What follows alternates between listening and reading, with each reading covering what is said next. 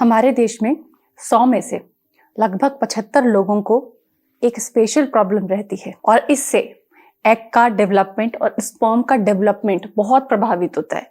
Fertility के लिए ये विषय बहुत इंपॉर्टेंट है, इसलिए आज कंप्लीट इंफॉर्मेशन इस पर लेकर आई हूँ और 5 इजी सॉल्यूशन भी इसके मैं बताने वाली हूँ जो साइंस बैक्ड है और जिससे आपको बहुत फायदा मिलेगा और दवाइयों पर निर्भरता खत्म हो जाएगी। हेलो एवरीवन, स्वागत है आप सभी का यूट्यूब सहेली चैनल में।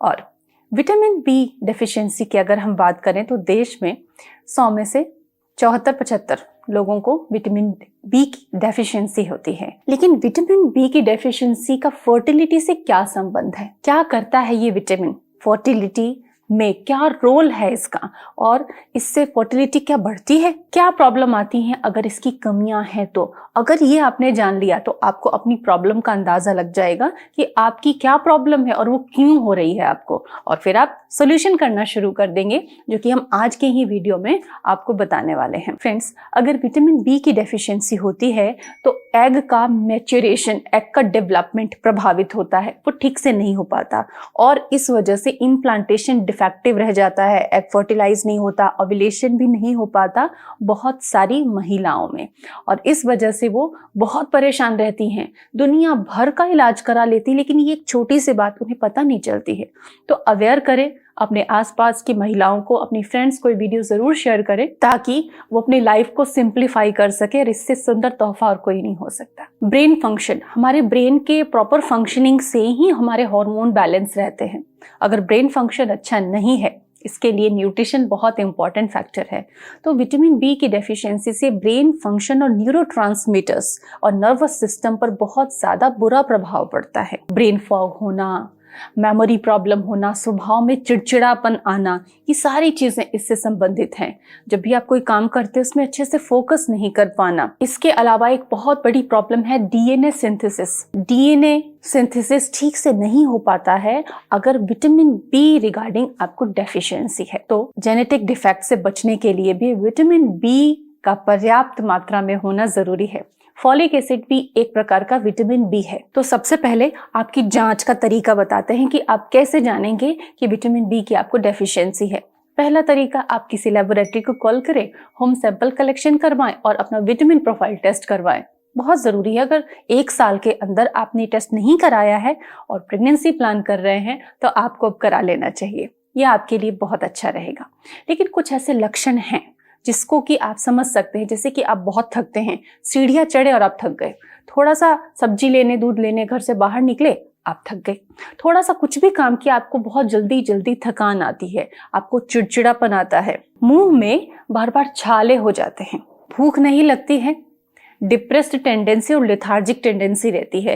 ये कुछ लक्षण हैं जो विटामिन बी की डेफिशिएंसी को बताते हैं। इसके अलावा कई लोगों को हाथ पैरों में, मसल्स में झंझनाहट होती है, चींटी चलने जैसा लगता है, सर भारी रहता है, दर्द हो ना हो सर में लेकिन सर में भारीपन आ जाता है। तो ये लक्षण भी विटामिन बी डेफिशिएंसी का है और आपने देखा होगा ये बहुत कॉमन है। इवन बड़े में, मिड एज के लोगों में, बच्चों में भी ये चीजें आप देख सकते हैं।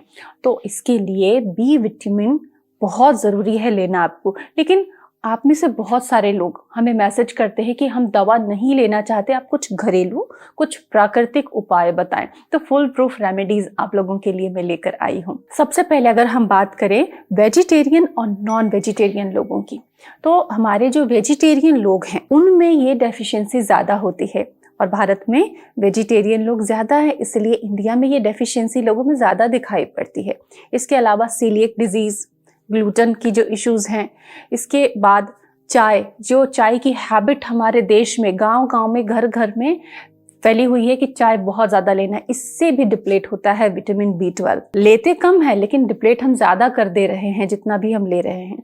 तो ये कुछ ऐसी चीजें हैं लाइफ स्टाइल की जो आप समझ लें कि आपको खोखला कर रही है, विटामिन बी की डेफिशिएंसी का कारण बन रही है प्रमुख। अब बात करते हैं समाधान की। समस्याएं तो बहुत हो गई, समाधान क्या है? विटामिन बी की डेफिशिएंसी को घरेलू प्राकृतिक तरीके से खत्म कैसे करें? दवा लेने की बात नहीं कर रही।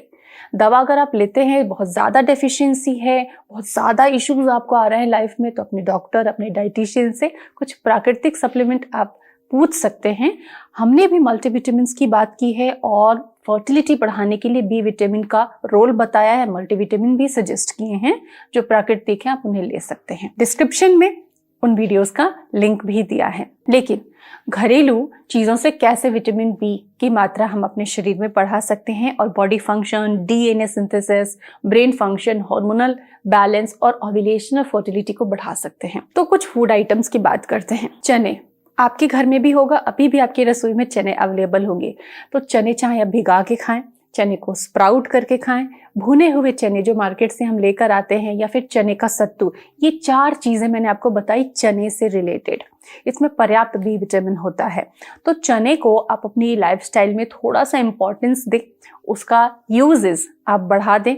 चने का सत्तू ड्रिंक में बच्चों को, बड़ों को, सभी को दे सकते हैं। मॉर्निंग में उठते ही ब्रेकफास्ट बनाने से पहले जो गैप होता है आपके पास में, भूख लग जाती है, तो चने का सत्तू, एक ग्लास पानी में 2-3 चम्मच सत्तू डाला, थोड़ा नमक, काला नमक, जीरा पाउडर, इंस्टेंटली आप बना के उसको पी सकते हैं। फिर अपनी रूटीन को स्टार्ट कर सकते हैं। इसके अलावा भुना चना आपके पर्स में बाहर जाते हैं रहना चाहिए। भुना चना गुड़ के साथ आप खा सकते हैं।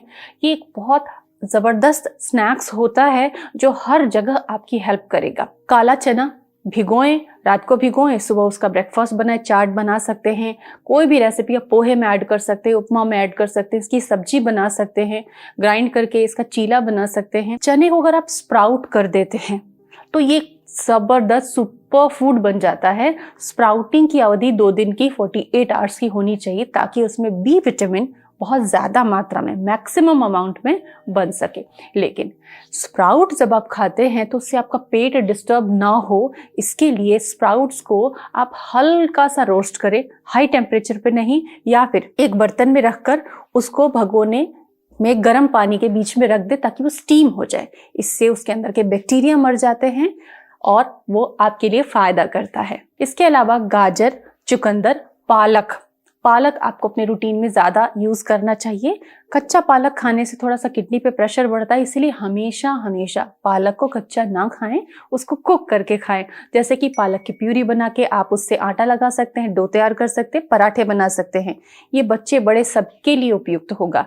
पालक को दाल में, सब्जी में, हर तरीके से आप ऐड करें। हफ्ते में 2 बार पालक का प्रयोग आप जरूर करें। दूध पीना बहुत ज्यादा जरूरी है और बहुत सारी महिलाएं और बहुत सारे पुरुष दूध नहीं यूज करते। नहीं पिया जाता, अच्छा नहीं लगता, मन नहीं होता, टाइम नहीं होता, ये कुछ बहाने हैं। तो इनसे बाहर आए।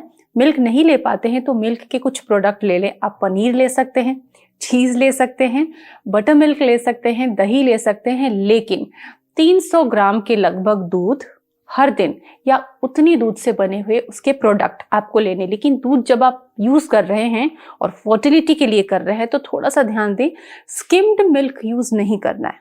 जो आप मार्केट से स्किम्ड टैग के वाला मिल्क खरीद के लाते, वो यूज ना करें, आपके हार्मोनल इम्बैलेंस का कारक है। आपको फुल क्रीम मिल्क यूज करना है, चाहे आप मार्केट से ले रहे हैं या किसी वेंडर से, किसी पास के दूध वाले से ले रहे हैं। फुल क्रीम मिल्क आपको यूज करना है। क्रीम ऊपर से हटाना या आपकी इच्छा पर डिपेंड करता है। अब बात आती है स्प्राउट्स की। स्प्राउट्स हम कई तरह का बना सकते हैं। स्प्राउट का चाट बनाते हैं, स्प्राउट्स को हम बॉईल करके खाते हैं, स्प्राउट का चीला बना के खाते हैं, डोसा भी बना सकते हैं। तो मूंग का, बाकी अनाजों का स्प्राउट अगर आप बनाते हैं जो कि 2 दिन पुराना हो, स्प्राउट जब 2 दिन में तैयार होता है तो बी विटामिन अच्छे से उसमें बन जाते हैं। तो स्प्राउट खाना भी एक आपके लिए बहुत अमेजिंग आइडिया है। इसके अलावा फर्मेंटेड फूड जैसे कि इडली और डोसा जो आप रवे से बनाते हैं, उससे आपको कुछ खास न्यूट्रिशन नहीं मिलने वाला है विटामिन बी के रिगार्ड में। लेकिन जो आप घर में फर्मेंट करके बनाते हैं, अनाज को, चावल, उड़द का दाल, मेथी वगैरह लेते हैं, ग्राइंड करके फर्मेंट करते, उससे आप डोसा, इडली बनाते हैं, उसमें बी विटामिन बहुत बढ़ जाते हैं। और ये किसी भी एग और चिकन से बेहतर होता है वेजिटेरियन लोगों के लिए। जो लोग नॉन वेजिटेरियन हैं उनके लिए बहुत आसान है। एग के पीले भाग में, चिकन में बहुत अच्छी मात्रा में बी विटामिन होता है, तो उनको डेफिशिएंसी कम देखी गई है। आशा करती हूँ कि अपनी डाइट को आप थोड़ा करेक्ट करेंगे, चाय वगैरह की मात्रा कम करेंगे, विटामिन बी युक्त पदार्थों का ज्यादा सेवन करेंगे, जिससे कि फर्टिलिटी की जटिल लेकिन छोटी छोटी प्रॉब्लम्स बहुत सरलता से हल हो जाएंगी। Hope this will help you. Thanks for watching.